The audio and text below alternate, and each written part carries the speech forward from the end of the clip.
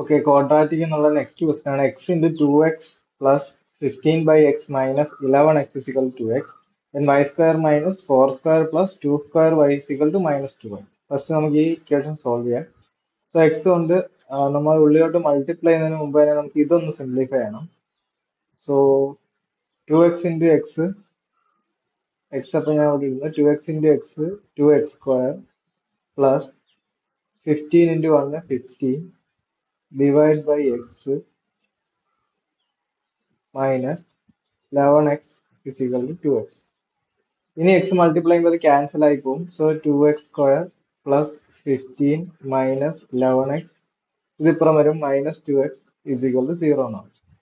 So ഒന്ന് rearrange ചെയ്യാം. -11x -2x എത്ര? -13x. അത് നമുക്ക് രണ്ടാമത് എഴുതാം. അപ്പൊ 2x square -13x plus 15 is equal to 0. അപ്പൊ ഇവിടെ വേറെ 2 കൊണ്ട് ക്യാൻസൽ ചെയ്യാൻ പറ്റത്തില്ല. അപ്പൊ നമുക്ക് ഇത് തന്നെ ഇനി സിംപ്ലിഫൈ ചെയ്യണം. അപ്പൊ 15 2 കൂടെ ഗുണിച്ചാൽ 30 ആയിരിക്കണം നമ്മളിവിടെ ഫാക്ടറൈസ് ചെയ്യേണ്ടത്. 30നെ ഫാക്ടറൈസ് ചെയ്യണം.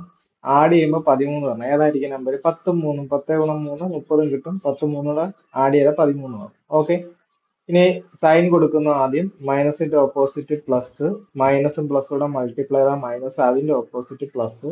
ഇനി ഫൈനലി റൂട്ട്, കറക്റ്റ് റൂട്ട് വേണമെങ്കിൽ നമ്മൾ എന്ത് വേണം?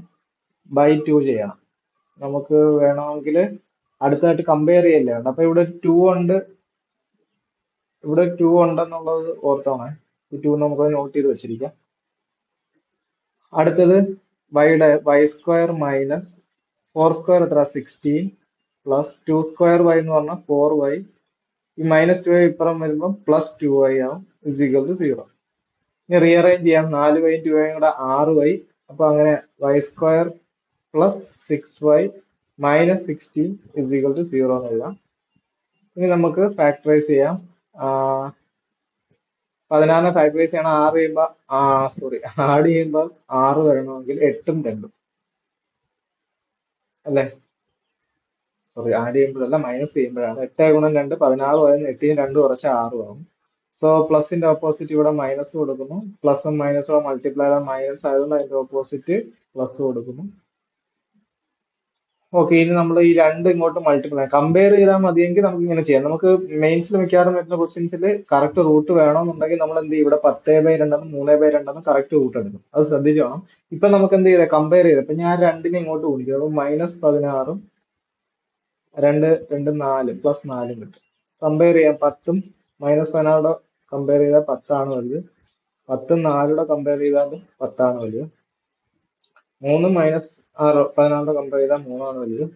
3 4 കമ്പയർ ചെയ്താൽ ഓക്കെ. അപ്പൊ അവിടെ മാത്രം ഇത് ഗ്രേറ്റർ കിട്ടും. ഇപ്പൊ ഓപ്പോസിറ്റ് സിമ്പിൾ വന്നു കഴിഞ്ഞാൽ നമുക്ക് അതുപോലെ തന്നെ നോ റിലേഷൻ.